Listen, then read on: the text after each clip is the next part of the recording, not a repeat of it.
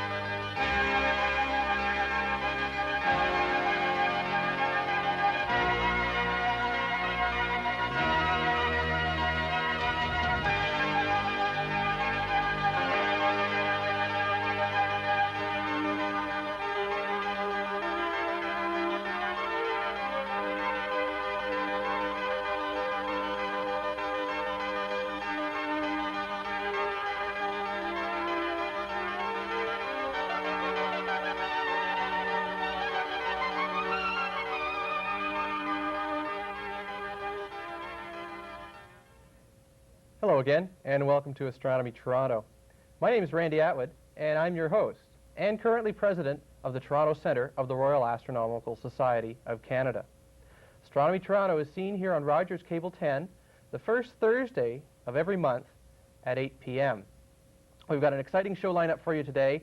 My guest is an old-time guest on Astronomy Toronto, Ian McGregor, of the McLaughlin Planetarium. He's been here many times before, and we always appreciate having you on Astronomy Toronto, Ian. Hello, Randy. Good to be here today. Well, Ian, we're talking about the planet Jupiter today, but first let's talk about Halley's Comet. We're getting into the stretch where Halley's Comet is beginning to become visible to moderately sized telescopes. I think the latest we have is it's about 500 million kilometers away from the Earth, traveling towards us, or at least towards the Sun, at 183,000 kilometers an hour. What's the latest from the observatories on Halley's Comet? Well, I guess perhaps the first news to report is that the comet's much fainter than anticipated. It's about 3 magnitudes fainter, which amounts to maybe about 10 times in brightness fainter than what had been anticipated. I was speaking to some people up at the David Dunlap Observatory in Richmond Hill just last week, and they've been looking for the comet through the 74-inch telescope, and they looked 6 times during this past month of August and have been unsuccessful in spotting it. And apparently some comet experts have said that it's going to be a little bit of a disappointment. It already wasn't going to be very good, but now it looks like it might be even worse. Yeah, it's going to be a very big disappointment. It's going to be very hard for Canadians to spot it. We'll be following Halley's Comet throughout the fall and early winter, so each show will have the latest on Halley's Comet on Astronomy Toronto. Our topic today is the planet Jupiter, because planet Jupiter is that very bright star that you may have been seeing in the southeastern sky in the evenings during the month of September. It's a very, very bright star-like object, Ian. We have a very interesting object in the sky with Jupiter. Jupiter's been in our sky now for a couple of months, but particularly this month it's very noticeable in the southern sky. And as soon as the sky starts to get dark, look towards the south, there's a bright star there. Sometimes, of course, the moon will be there this month, but it's the brightest star-like object in the southern sky. There are other bright stars that are high overhead, but look all over the sky, and Jupiter's the brightest object that's up there. Now, you're saying a star-like object. We know that Jupiter isn't a star, but it's a planet like the Earth, isn't it? Well, very much so. It's much more like the Earth in some respects than it is the Sun. The Sun, of course, is a star just like the other stars we see in the nighttime sky, but our Jupiter is classified as one of the planets that is in the solar system. We basically come along and consider a planet to be an object which is orbiting around a star. In the case of our solar system, we have 1 star, 9 known planets, the families of moons, and of course the comets. But for our discussion today, of course, Jupiter is the object that we're interested in. We might perhaps consider that there are 2 groups of planets that are in the solar system. First of all, we have the Earth-like planets, and we could consider Earth to be a typical example. These are the planets Mercury, Venus, Earth, and Mars. They are small planets, basically rocky in nature, and huddled rather close to the Sun. And then we have the giant gas planets, gas giants. Saturn is an example, Jupiter, Uranus, and Neptune. There's 4 planets in each of those groups. The gas giants are very large. They're much, much larger than the Earth-like planets, and they're basically big balls of gas. They have got small rocky cores near their center, but basically enormous masses of gas. And it's important to remember that you're saying doesn't really have a kind of surface that we can land spacecraft on very easily, like we've landed spacecraft on Venus. and on Mars, but there have been no attempts to land on, say, Jupiter and Saturn because it's just too difficult to land on a planet that doesn't have much of a solid surface. That's right. The most that we'll hear of a spacecraft going by Jupiter and either flying by the planet or else sending some kind of parachute-assisted vehicle that'll pass through the atmosphere of the planet. But we'll not hear of anything landing on its surface. There is no surface. Well, Jupiter has a very interesting history when it comes to what we saw when we looked through the telescope. And tell me about the history of Jupiter through the telescope, because it was really the first telescopes that were turned towards Jupiter. Well, the telescope was invented in about the year 1609. And prior to that time, Jupiter was just an example of one of the so-called wandering stars that was in the sky. The ancient people recognized these wandering worlds. They didn't realize that they were planets like the Earth. And it took the invention of the telescope before people realized that these objects might be worlds just like our own Earth. For example, in the case of Jupiter, people recognized that there were moons around it, and in the early depictions of Jupiter using small telescopes, they quickly spotted that there were two dark bands that were going across its face, as we see in our slide. And this is about when? What year? This is about 1630. Okay, so the first telescope. It's about 20 years after the telescope was invented and first used for astronomical purposes. We then go along and have a look at a depiction of Jupiter, more or less what we might see in a small telescope. We see some markings on it, nothing really too distinct, but definitely there are some bands there, and that might suggest maybe some kind of rotation associated with that. We now are looking at a photograph of the planet Jupiter. Again, we just notice some bands there, and we might be able just to pick out the shadow of one of the moons of Jupiter on the face of this giant planet. Now, this is generally what you would see if you look through a moderately sized telescope, isn't it, Ian? You'd Yes, see the exactly. dark bands, and if you had pretty good eyes, you could see, well, you certainly can see some moons. Yeah, if we're looking at a telescope, maybe say a 6 or an 8-inch or 10-inch, maybe somewhere around like that. And there is one object on the face of Jupiter that we've been watching for hundreds of years, and that is known as... That's the Great Red Spot. Great Red Spot.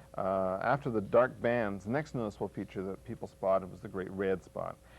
This was first discovered about 1644, and it was observed from 1644 up to the early part of the 18th century.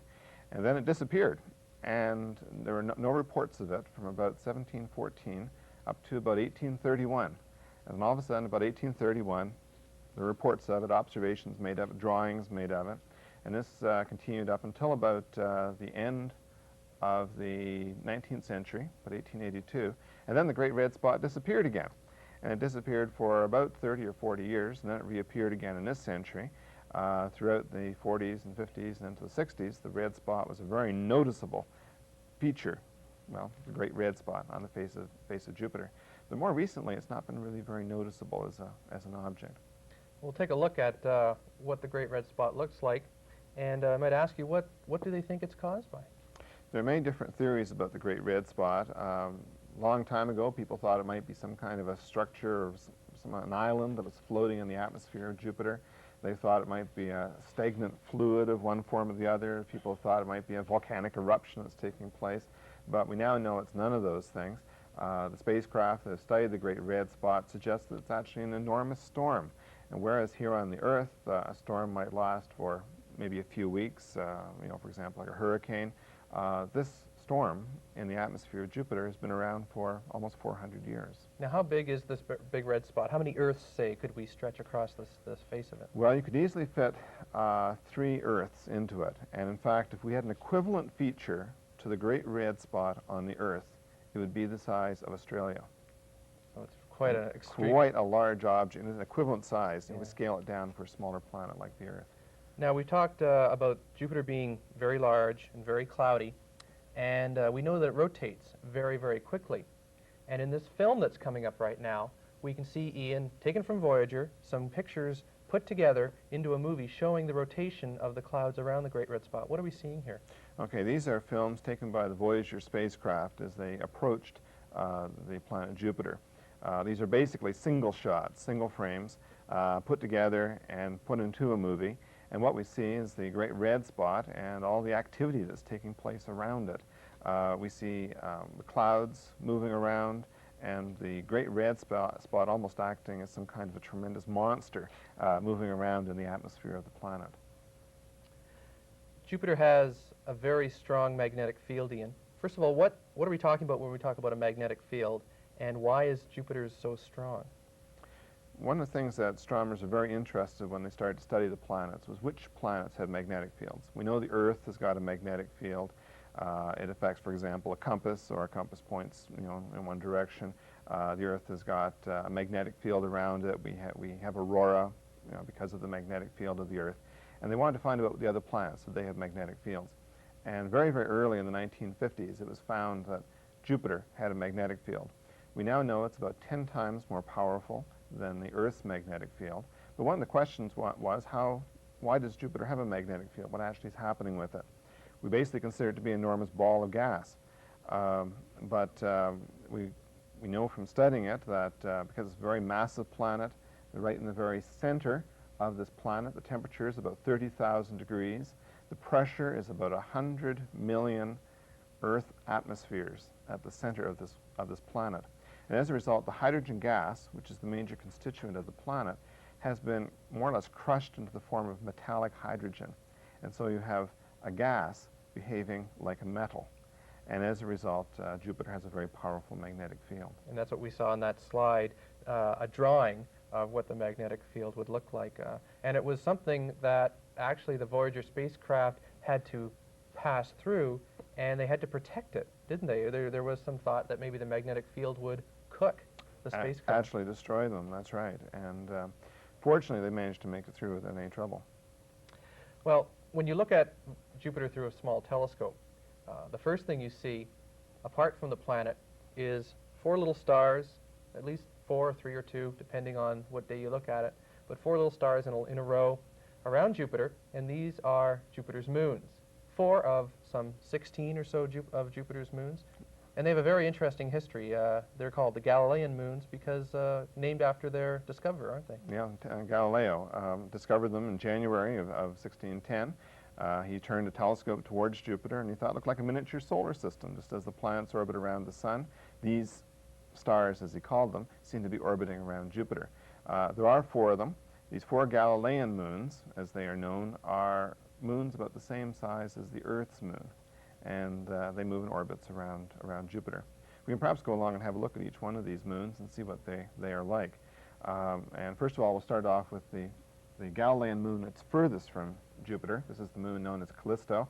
It's a very, very heavily cratered moon, and if we go along to our next slide, we can see that the surface of this moon is covered all different kinds of craters. We're looking at a very, very old surface. The bright craters are probably relatively young craters, and when we talk about young craters, we're talking about objects which are millions of years old. The moon itself is billions of years old. As we move in towards Jupiter, we come along to the next moon, and this moon is known as Ganymede.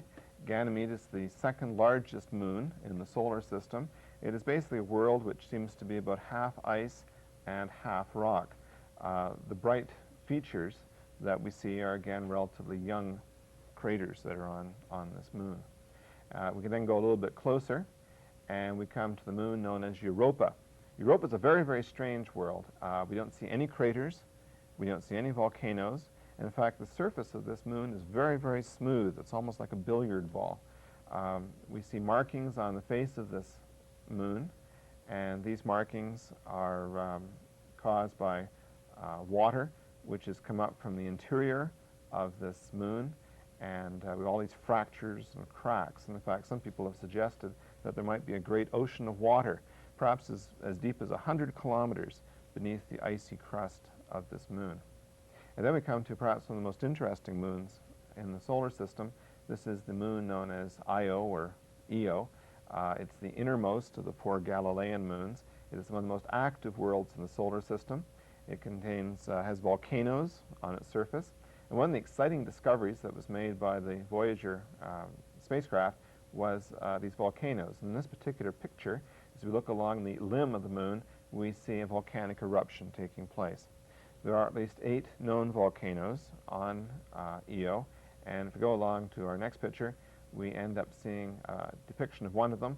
This is the volcano known as Pele, and the surface feature that we're looking at is about 1,300 kilometers in size. It's quite enormous. And when the eruptions take place from these volcanoes, The material can be shot something like about 300 kilometers above the moon's surface. The thing that intrigues me about the Galilean moons is that up until 1979, nobody knew what they looked at. Those slides are pictures of those moons are new just 4 or 5 years ago, and literally, yes, it's just very new. Well, Voyager not only showed us incredible pictures of the Galilean moons, Ian, but it also showed, discovered that Jupiter, like Saturn, has a ring. Some people have been questioning whether it was possible for Jupiter to have a moon, have a ring, sorry. And certainly when they came along and had the Voyager spacecraft, quite by accident, they discovered that the Jupiter does have a ring around it. The ring is rather different than the ring associated with Saturn, whereas Saturn's rings are basically made up of ice. The rings of Jupiter are basically made up of little bits of dust and tiny bits of rock. So they're very, very different than the rings of Saturn. We should also mention, too, that you can't see the rings of Jupiter from the Earth. You really have to be in a spacecraft flying by them in order to see them. Well, certainly the exploration of Jupiter by spacecraft has really added to what we know about Jupiter, just 1,000-fold. There were some missions before Voyager, which we should look at, the Pioneer 10 and 11 missions to Jupiter. During the early 1970s, 2 spacecraft, the Pioneer 10 and Pioneer 11, were sent out towards Jupiter. They were very much Pioneer spacecraft.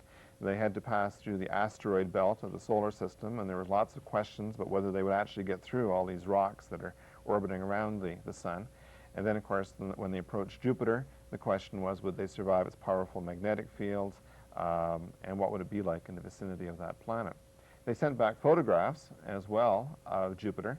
The photographs are rather primitive. In this particular picture, we can see the great red spot on the right side of the frame and some of the dark markings.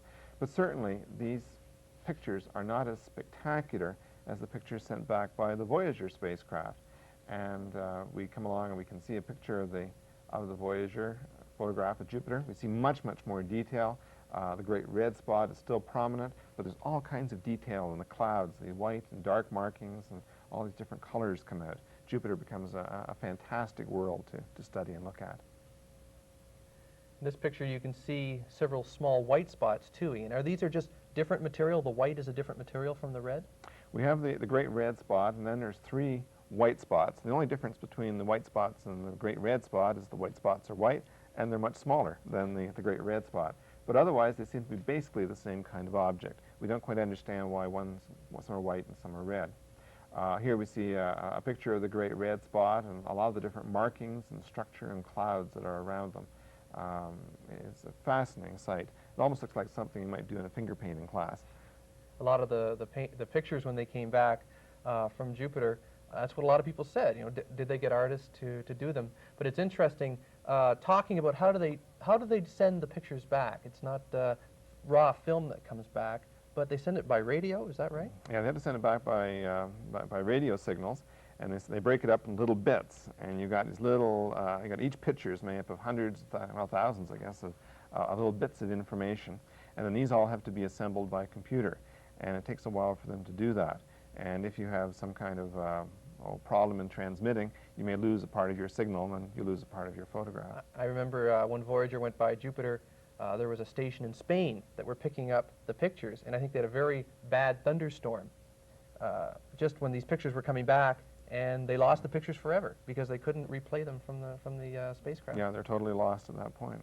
It also took a while, too. You can't, it's not an instantaneous transmission. You're now far enough away from the sun that I can't think of the immediate figure offhand, but you're talking about some time delay between the time the signal is broadcast from the spacecraft back to the Earth. At least an hour At from least Jupiter. probably an hour, Yeah. and then by the time the signal is received back here. In this film that you see on your screen now, this is a computer-generated film of the Voyager spacecraft passing by Saturn. And this happened in 1980 and 1981, 2 Voyager spacecraft. And Ian, we're looking forward now to the 1986 encounter with the planet Uranus. It should be quite exciting. This coming January, we're going to have the Voyager 2 spacecraft, a somewhat crippled spacecraft. It's not fully operating, but it's going to be flying by Uranus, and we're going to get some close-up pictures of this giant world. And we hope to see some of its moons and also look at its rings. We know that Uranus has at least 9 rings that are orbiting around it. And then after it's visited Uranus, it'll get catapulted by the gravitational field of Uranus towards Neptune, the last of the gas giant planets in the solar system. And in August of 1989, about 4 years from now, we're going to have the Voyager 2 spacecraft fly by Neptune and send back some pictures of that giant world. Well, what does the future show for Jupiter with regard to exploration? What's the next big mission to Jupiter? Astronomers are very interested in getting back to Jupiter and studying this planet. And in particular, for the last couple of years, a very powerful spacecraft, appropriately named Galileo, has been under construction. The Galileo is going to be launched next year towards Jupiter. And rather than being a flyby mission, just kind of zip out to Jupiter and you pass by it, shoot a couple of pictures and off into space, the Galileo mission is going to go into orbit around Jupiter.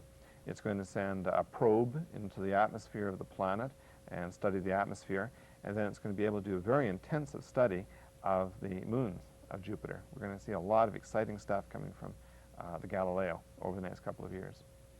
And what about future exploration then for, say Saturn or Mars? We haven't been sent anything to Mars for quite a long time.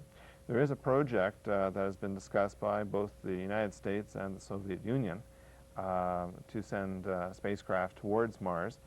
Both the Soviet Union and the United States more or less decide independently that they're going to send spacecraft, but I think that they've now conceded that they really have to work together.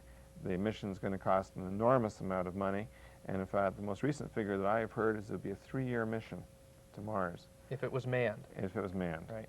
And there is some discussion for a mission if we're looking perhaps even before the turn of the century and the early part of the 21st century. But in the meantime, there is a project that is underway to send a spacecraft to Mars about 1991. And I haven't heard too many details about it yet. It's still in the planning stage, but I think it will be exciting to get back to Mars as well. Are they looking at possibly a Mars, going down to Mars, picking up a Mars rock, coming back to Earth with it, all robotic, bringing it back? I think what I've principally heard is the idea of landing a spacecraft on one of the moons of Mars and picking up a sample from one of the moons and then bringing that back to the Earth. And I think that's a Russian proposal to do that. One of the most fascinating planets is Saturn, and we had some flybys of Saturn in 1980, and there's some talk about going back there. And the next step, of course, is going in orbit around the planet, and then instead of passing quickly through and taking photographs, spending a few months taking pictures and maybe even looking at some of its moons, like the moon Titan, and spending time there taking the largest pictures. moon in the solar system, a world that's fascinated astronomers. Well, Ian, it's all very fascinating about the planet Jupiter. What if someone out there wants to find out how they can take a look at the planet Jupiter? What's the best way to look at the planet Jupiter? Well, the best thing, if you have a pair of binoculars, you can have a look at Jupiter with that. And if you've got a good pair of binoculars and a good night, you can certainly spot some of the moons, the 4 Galilean moons. Ideally, you need a telescope probably to spot them, but even a small telescope can show you the moons. As soon as you get into, well, if you go up to maybe a 5 or 6 or an 8-inch telescope, you then start to see some of these dark bands and perhaps the great red spot, although it's not really great right now. In fact, the last time we were out looking at it, it was rather bland, if anything, not a noticeable color at all. It was very difficult to see. You could see that there was some sort of disruption, a circular disruption in the clouds, but it certainly wasn't like any of the pictures that we saw from Voyager, very, very red. It was sort of a palish pink. It's interesting when we compare Jupiter and Saturn that Jupiter has all these fantastically colored markings, browns and oranges and yellows and reds, but Saturn, another one of the gas giants, is relatively uninteresting. It's kind of bland as far as looking at its atmosphere. It's basically sort of yellow, white. We don't see any of the striking clouds, or there's no equivalent of the great red spot as far as Saturn is concerned. Well, the Toronto Centre of the Royal Astronomical Society of Canada sets up telescopes down at Harbourfront monthly, and I believe it's September 24th, that's a Tuesday. We'll have telescopes set up there around 7:30, just as it gets dark, and if it's clear, we'll be able to look at the moon, and you'll have a chance to look through telescopes at the planet Jupiter. Now, what you should be able to see are the cloud bands across Jupiter. Those should be easily seen, and we should be able to see several of the Galilean moons. Now, we're not going to be able to see volcanoes or anything like that, but we're going to be able to pick them out individually as bright star-like objects. There'll be several telescopes down there, so you'll have a chance if you have any questions for amateur astronomers. We can answer your questions if you have anything about questions about Comet Halley or anything that you've been wondering about. We have a lot of fun down there because it's nice just to stand, look up at the sky through the telescopes, and chat. And Ian, the last time we were down there, we had quite a few people. Just a few weeks ago, we had several hundred people down at Harborfront, and it's always a lot of fun to get out and talk to people who come down and just happen to have a few questions about astronomy. Yeah, very successful evening. The sky was clear, and you could go out and look at the moon, and the Jupiter and Saturn, and lots of stars and interesting objects. And the show at the planetarium in September, Ian? The planetarium having a show starting September 20th, and it's going to be titled The Return of Comet Halley. And throughout this autumn, you'll be able to come down to the planetarium and see our public show and learn everything you want to know about Comet Halley. Great. And it's probably a better chance of seeing it in the Star Theater than in the sky. Thanks a lot, Ian, again, for coming on Astronomy Toronto. Thanks, Randy. All right. And my name is Randy Attwood. Thanks very much for watching Astronomy Toronto. We'll be seeing you next month here on Cable 10.